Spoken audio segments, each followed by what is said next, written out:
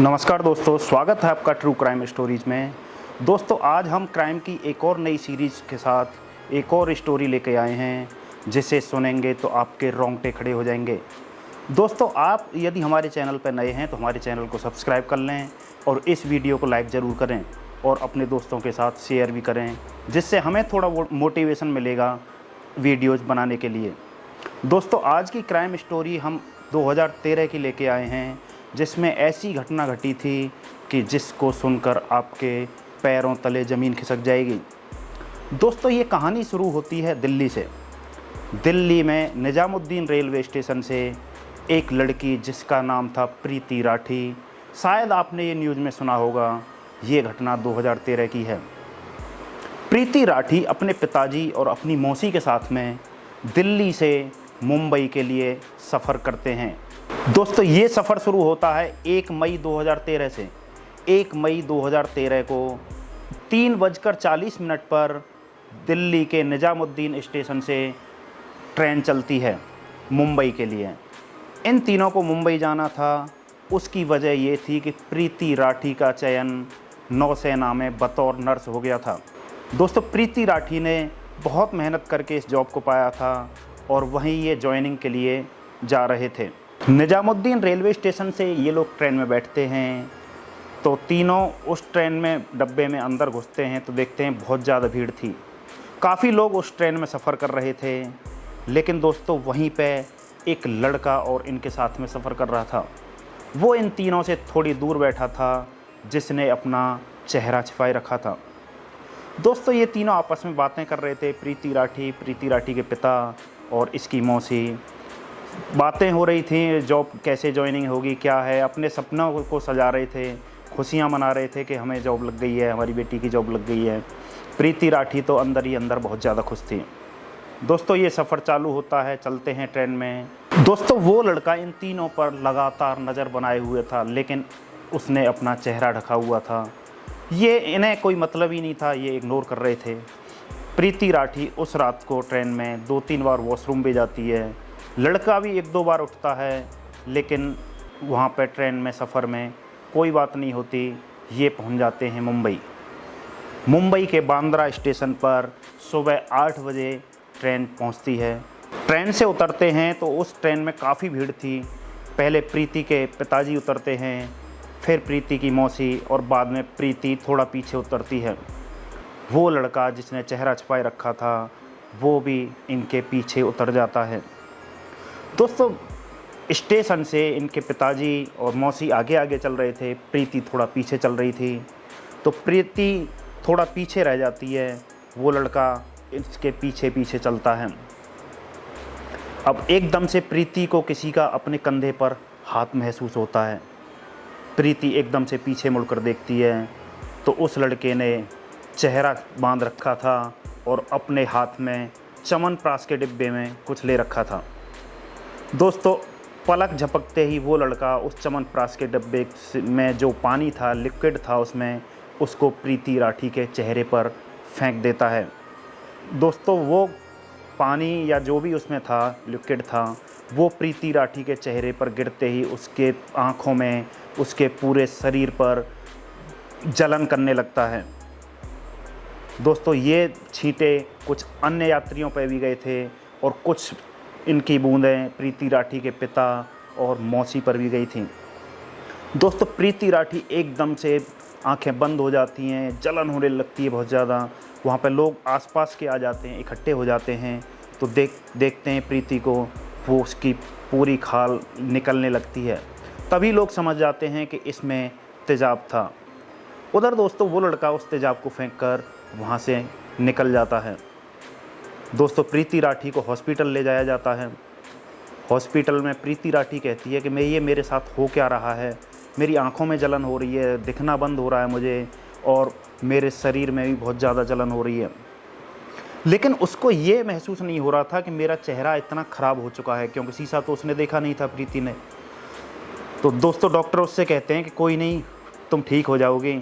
उसका इलाज चलता है। फिर उसकी हालत बिगड़ने लगती है, धीरे धीरे उसकी हालत में बिगड़ने लगती है और वो बोल भी नहीं पाती है। फिर एक दिन वो अपने पिता से कहती है कि लाओ पेन पेपर दो, मैं बताती हूँ कुछ क्या था। तो बताती है कि ऐसे पीछे से मेरे किसी ने हाथ रखा, मैंने पीछे देखा, उसने च्यवनप्राश के डब्बे में कुछ था और वो मेरे मुंह पे फेंक दिया। दोस्तों ये उसने कॉपी पे लिख के बताया था। फिर उसके बाद प्रीति की हालत काफ़ी ख़राब होने लगती है। तो प्रीति को 3 और हॉस्पिटलों में ले जाया जाता है। प्रीति दोस्तों 30 दिन बाद, ये तारीख थी 1 जून 2013 को, 1 जून 2013 को प्रीति अपनी आखिरी सांस लेती है। दोस्तों उधर पुलिस छानबीन कर रही थी, केस हो ही चुका था, पुलिस सीसीटीवी खंगाल रही थी, स्टेशन के भी सीसीटीवी खंगाले थे। एक थोड़े दूर पे एक वो मिला था कैमरा, लेकिन उसमें उस लड़के का चेहरा साफ नहीं आ रहा था, क्योंकि 2013 था दोस्तों, उस टाइम कैमरे की क्वालिटी इतनी बढ़िया थी नहीं। उस लड़के का कुछ पता नहीं चलता है किसने तेजाब फेंका था। उधर ये खबर मीडिया में आ गई थी और लोग सड़कों पे उतरने लगे थे और प्रीति के लिए न्याय की मांग करने लगते हैं।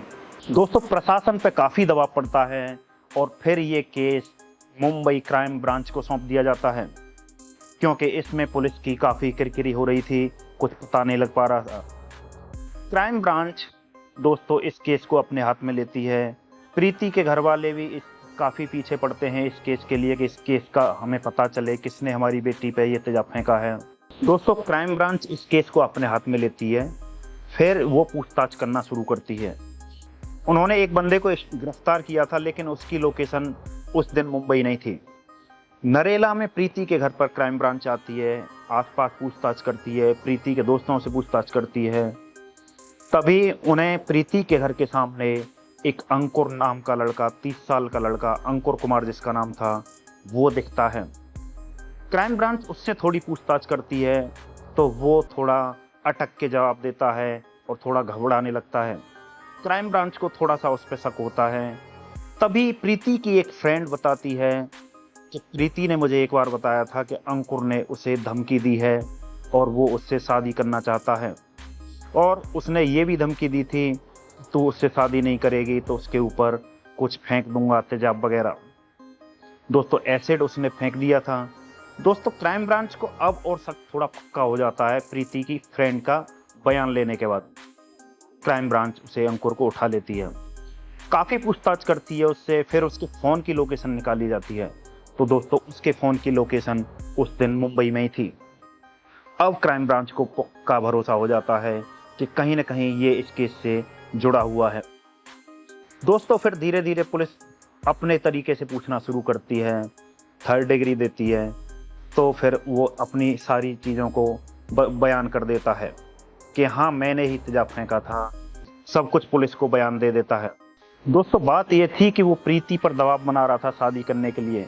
एक चीज़ ये भी थी कि वो प्रीति की सक्सेस से भी चिढ़ने लगा था और उसने कहा था कि ये तुझे नौकरी में नहीं करने दूंगा। काफ़ी पूछताछ में पुलिस से ये खुलासा हुआ कि वो उसके साथ ही मुंबई गया था, उसी ट्रेन में गया था, उसी डब्बे में बैठा था। दोस्तों फिर ये कोर्ट में केस जाता है, क्राइम ब्रांच केस को कोर्ट में ले जाती है। वहाँ पर दोस्तों जज ने कहा था, जज ने एक मार्मिक बात कही थी फैसला सुनाते हुए कि वो लड़की 30 दिन तक जिंदा रही क्योंकि उसने अपना चेहरा नहीं देखा था।